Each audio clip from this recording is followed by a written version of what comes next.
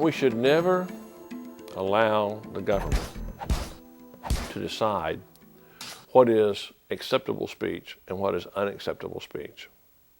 We should penalize behaviors, not opinions, and not speech. If you start trying to regulate speech, you start trying to regulate thoughts, you start trying to regulate beliefs rather than behaviors, there's no way that you're not going to abridge the constitutional rights of millions of Americans.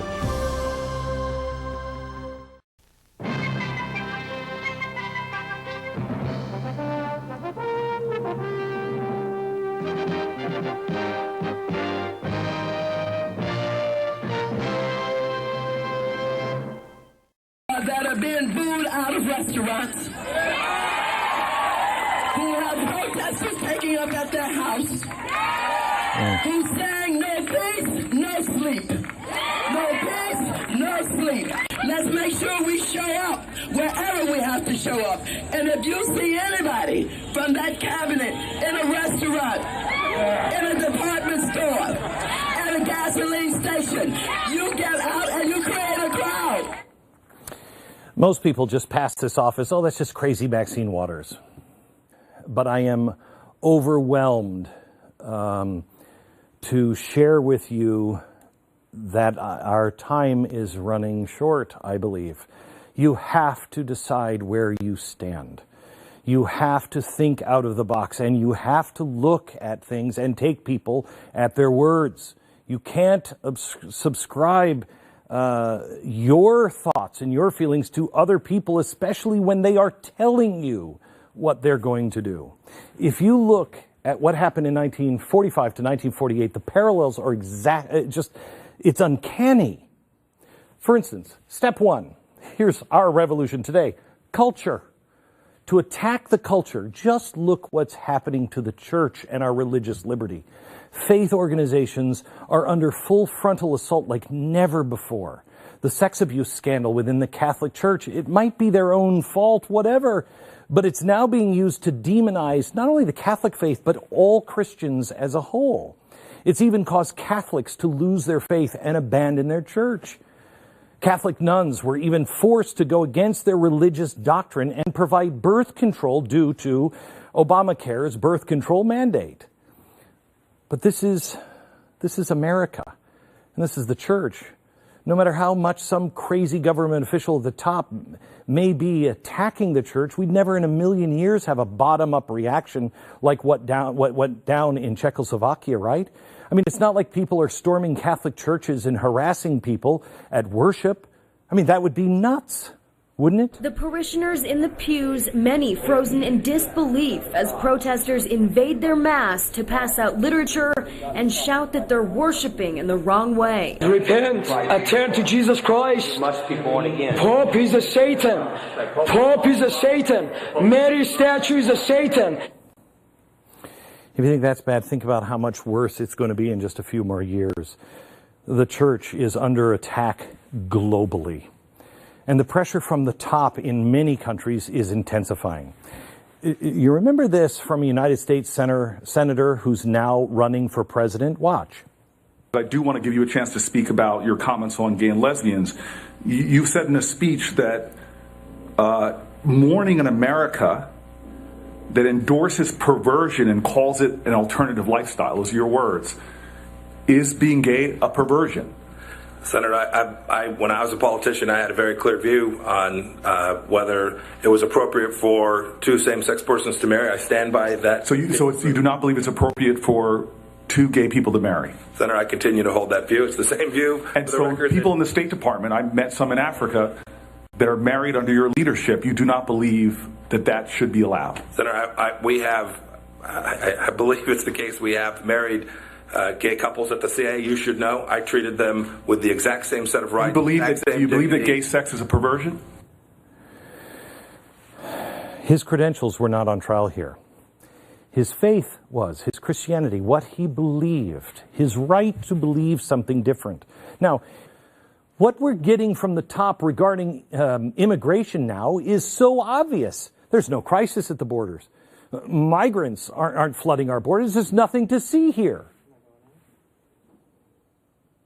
That plan is a campaign to make America white again.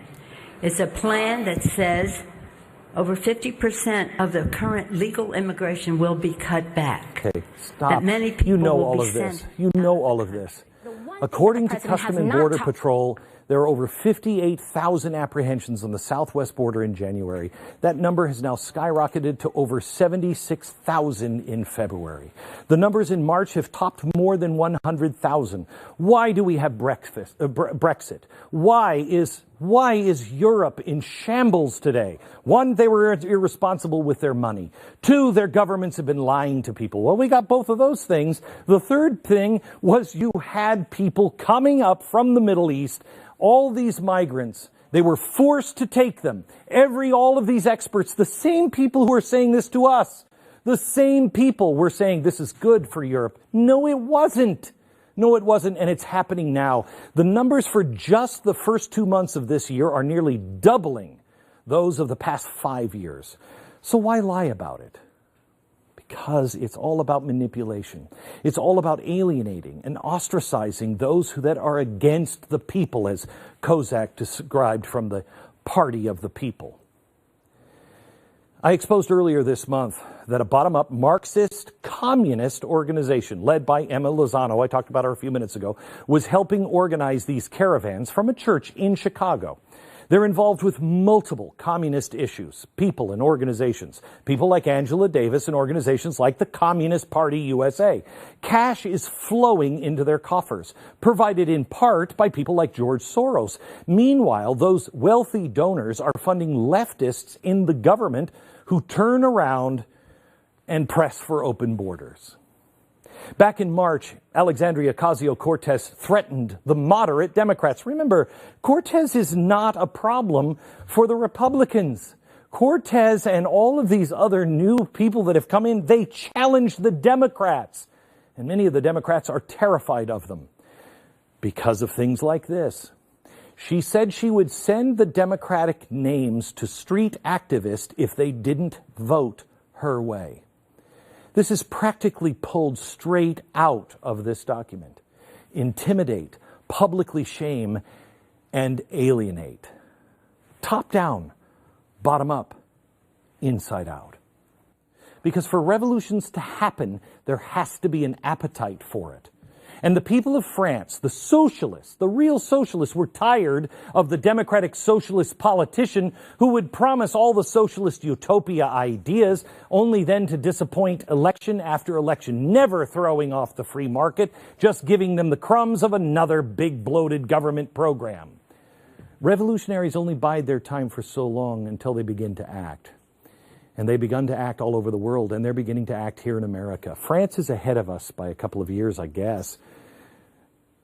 But it all begins with looking at political revolutionaries who are kicking up dirt because that politician or that politician isn't finishing the job. Van Jones is not radical enough for the left now. That should tell you something. AOC and Omar are now saying the same things about President Obama. He wasn't radical enough? The founding declaration words are worth dying for. But more importantly, they are worth living for. And live we must. Socialism, collectivism, authoritarianism, I don't care what you call it, it's a death cult. Per price on something so celestial as freedom. And just as it was said before, if he decides that all of the American wealth be piled up in one giant heap and be sunk, then it still must be said the judgments of the Lord are true and righteous altogether. The foe we fight is not the name we hear every night on cable news. It's not the ones in the voting booths, not the one of the other parties, whoever it is that we hear. That's not who our foe is. We do not fight flesh and bone. We fight the same evil faced by the ancients that have gone before us.